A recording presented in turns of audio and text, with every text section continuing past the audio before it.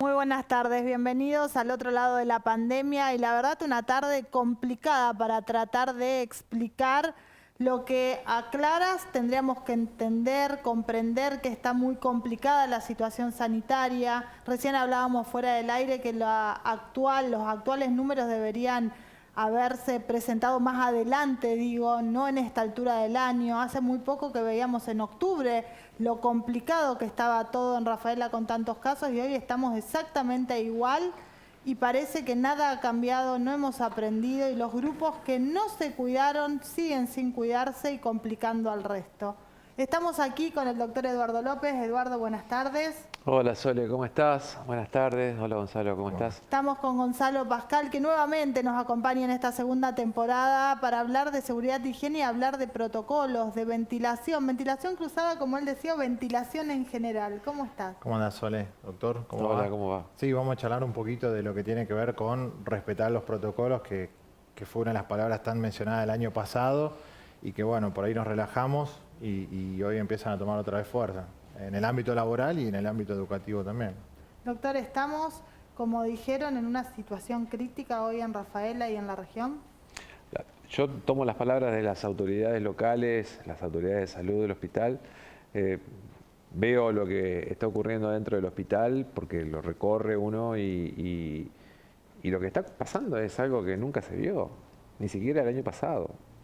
Lo que está ocurriendo hoy en nuestro hospital, entendiendo que cualquier persona que se necesita atender para internarse por coronavirus en la ciudad y en la región, tiene que venir a este hospital, ¿no? Y acá quiero hacer una apostilla porque no importa la proveniencia del subsector que se tenga, si es del sistema de seguridad social, si de la medicina prepaga, se interna esa persona en el hospital. Y el hospital está en momentos duros, críticos, y que esto que hoy tiene de recepción el hospital de pacientes es aquellas personas que se contagiaron aproximadamente hace una semana o quizás un poquito más de tiempo. Este nivel de contagios que estamos sosteniendo de más de 100 casos por día desde hace 2 o 3 días va a tener especial peso sobre el sistema de salud en el hospital pasando el fin de semana. Y si hoy el hospital está con este nivel de ocupación de camas, tanto de camas generales como de terapia intensiva, imaginemos lo que puede llegar a ser este fin de semana o la semana que viene. Entonces, si de alguna manera no bajamos el nivel de contagios Y de circulación. bajando la circulación, va a ser imposible desde el punto de vista físico, desde el punto de vista de la cantidad de recursos, poder atender la demanda que exija el sistema de salud. O sea, no va a haber físicamente capacidad de poder resolver todos o todas aquellas demandas que las personas estén proponiendo. No vamos a tener condiciones para poder hacerlo. Está superado el número de camas, está superado el número de profesionales, está superado el número de testeos diarios, está superado el número de todo lo que es la oferta sanitaria para poder resolver esto. Y si la gente no comprende esto, que cuando el sistema de salud se satura y no hay oxígeno, que es el principal tratamiento que necesita un paciente de COVID severo, moderado a severo o grave, ese paciente tiene muy altas chances de morirse. Así que cuidado con lo que estamos haciendo hoy, porque lo que estamos haciendo hoy se va a ver reflejado dentro de unos días. Decías protocolos, nos relajamos con los protocolos, es cierto, hay que quizás ajustar con más conocimiento respecto a este virus, pero se habla mucho de la ventilación, palabra que no se usaba tanto el año pasado. Sí, bueno, me escuchaba recién el doctor y mucha razón tiene en esto de, bueno, podemos reducir la circulación en algunos ámbitos, en algunas partes, y en aquellas partes donde realmente tenemos que hacer alguna actividad, definamos la actividad esencial, cómo la vamos a hacer, cómo la vamos a llevar a cabo. El año pasado charlamos de algunas medidas preventivas que hoy tenemos que empezar a sacar otra vez a flote. El hecho de la distancia entre personas, el hecho de poder usar de manera correcta un tapabocas, poder higienizarnos constantemente las manos, que son las que constantemente llevamos a nuestro rostro, poder higienizar la zona de trabajo. Y además de mantener todo eso, lo que decíamos con Sole fuera de aire, es bueno, el concepto de la ventilación para poder renovar el espacio o el recinto donde estamos realizando alguna actividad educativa, actividad laboral. Hay mucho menos riesgo de contagio en el exterior, eso está claro. Pero también es cierto que no podemos dar clases o hacer muchas actividades laborales en el exterior. ¿Por qué no? Algunas sí, algunas sí. Viene el invierno, bajas temperaturas. ¿Y por qué no podemos modificar los horarios de clase? ¿Por qué no podemos tener...? Yo pienso que, Sí, son hay que aportar, discusiones que hay que dar. soluciones creativas. ¿Por qué tenemos que tener el mismo tipo de disponibilidad horario de la escuela? ¿Por qué la escuela no puede tener una adaptación horaria a lo que son los momentos del año que estamos atravesando?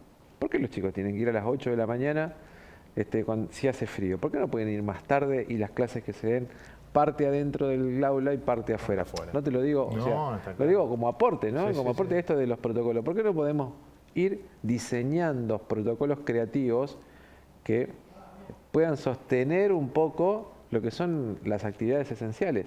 Exacto. Y en esto, atender aquello de lo que saben ustedes, los especialistas que están aportando el conocimiento, para que entre lo que se conoce, lo que la ciencia aporta y la solución creativa, se puedan sostener algunas actividades, porque si no, si hacemos la misma receta para poder llevar adelante aquellos procesos que sabemos que son riesgosos, y lamentablemente no queda otra que cerrarlo. ¿Cómo estás viendo vos la aplicación o qué demanda están teniendo para ajustar esos protocolos? No, esto que decía el doctor es cierto. Por ejemplo, hay actividades que son muy marcadas que se desarrollan en el exterior. La actividad de la construcción, muchas veces sabemos que la hacemos en el exterior y eso nos permite desarrollar la actividad manteniendo algunas normas como para reducir el riesgo de contagio. Nosotros siempre tenemos que hablar de esto. Vamos a tomar acciones para reducir el riesgo de contagio. El riesgo siempre va a estar. Ahora, si hacemos, como dice el doctor, cosas para no propiciar esa reducción, y seguramente el riesgo va a estar en alza, el riesgo de contagio. El virus está y el riesgo de contagio está. Pero nosotros podemos pensar en las actividades en el exterior, en el uso correcto de un tapaboca. Muchas actividades se tornaron al home office o al teletrabajo y antes eran impensadas también. En una zona como Rafael y la región, donde las distancias son cercanas, siempre pensamos en lo presencial. Siempre vamos a lo presencial. Y quedó demostrado en este año de pandemia que muchas actividades se pueden hacer desde casa. Obviamente con el uso de internet, el teléfono, una PC. Hoy hay empresas que ya volvieron para reducir esa circulación dentro del ámbito laboral, tomaron la decisión que muchas actividades administrativas se puedan hacer nuevamente desde casa. Bueno, los bares de hecho se ha hablado para hacer al exterior, con el cupo que tienen al exterior, con las lonas que tienen una pequeña ventilación y de última estufas en esos ámbitos. Y algunas otras actividades nunca volvieron a la presencialidad, como la educación superior universitaria. Todavía sigue siendo virtual. Estamos dando clase en la ciudad de Rafaela en algunas casas de estudio vía Zoom, vía diferentes plataformas. O sea, creo que esto nos obliga... A ver, yo creo que el ámbito laboral, el ámbito empresarial, ha sabido entender muy bien esto y ha adaptado mucho del esquema productivo a la no presencialidad o al protocolo de los cuidados. Incluso con las pérdidas que estuvo invirtiendo, porque fue una inversión que tuvieron. Exactamente. Pero por ahí veo que hay algunas áreas que también siendo esenciales no han hecho esta adaptabilidad más allá de modificar por ahí la cantidad de personas, la composición de los grupos de personas.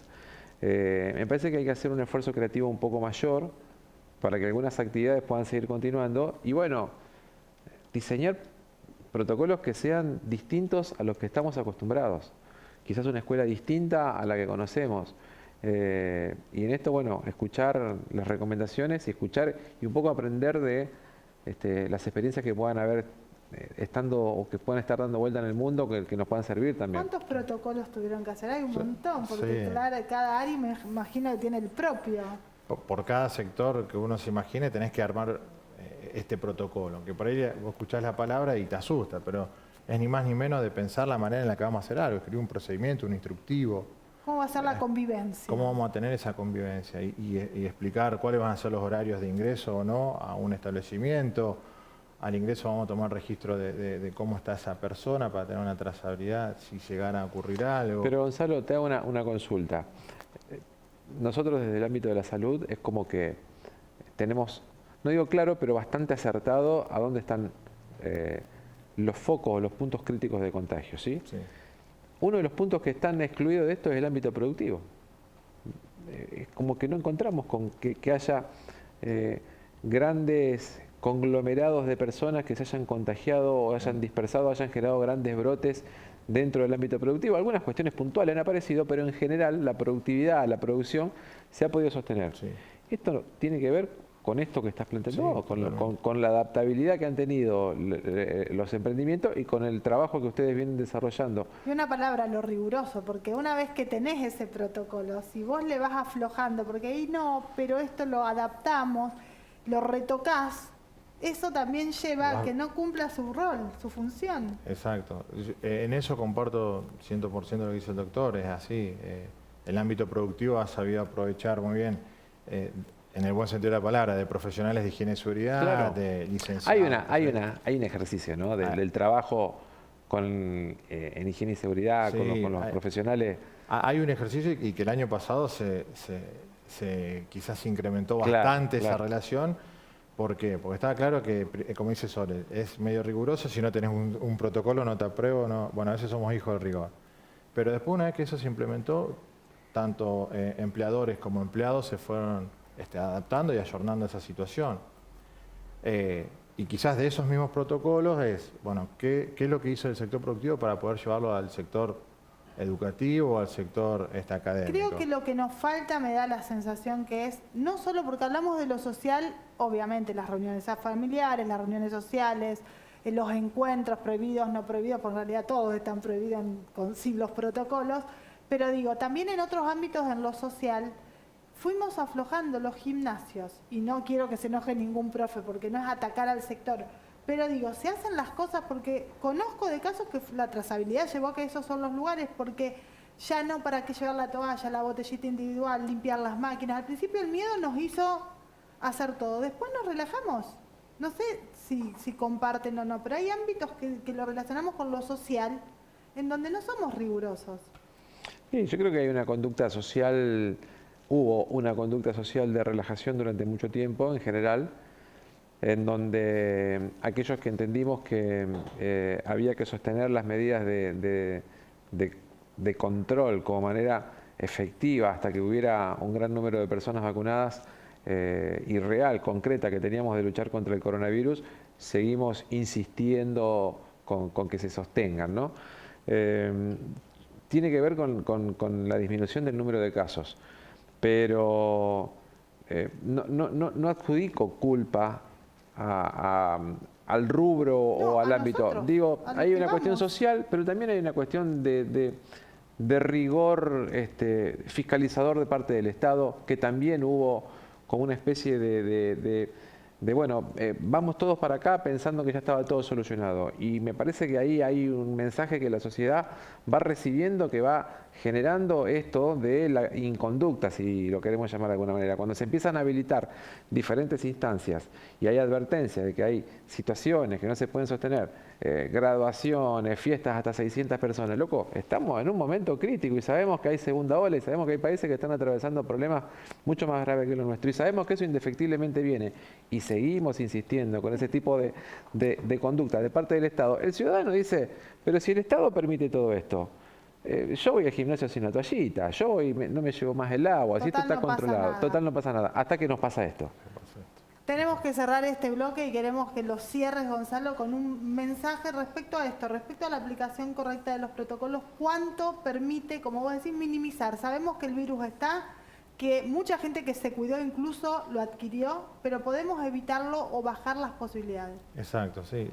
Mira, estaba tratando de recordar el año pasado cuando vinimos a charlar, dijimos que uno de los desafíos era poder sostenerlo en el tiempo. Y bueno, y esto habla un poco de esa reflexión. Digamos, el protocolo podemos escribir un montón de procedimientos instructivos, tenemos que llegar con capacitaciones al trabajador, al alumno, al docente o a quien sea, siempre en pos de trabajar en la reducción del riesgo de contagio.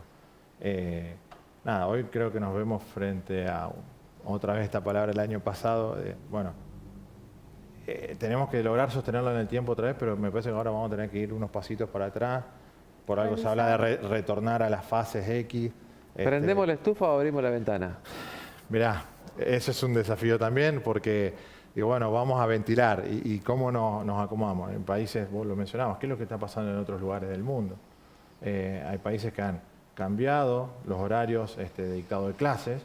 Tenemos que trabajar con los chicos para decir, bueno, Más abrigados. un poquito más abrigado, pero ese abrigo que sea cómodo también para poder, Flexible. claro, trabajar dentro del aula. Bueno, digamos, tenemos que lograr una ventilación dentro de las aulas, eso está claro, y dentro de cualquier recinto donde estemos trabajando. Como reflexión es esa, o sea, los protocolos creo que están a disposición. Poder aumentar el contacto quizás con los profesionales de higiene y seguridad para trabajar en las medidas de prevención. El ámbito productivo creo que logró, digamos, un estándar en eso. Nada, habrá que ajustar los puntos donde vos mencionabas que está identificado ese riesgo de contagio mayor. Muchas gracias, Gracias, Gonzalo. No, por favor.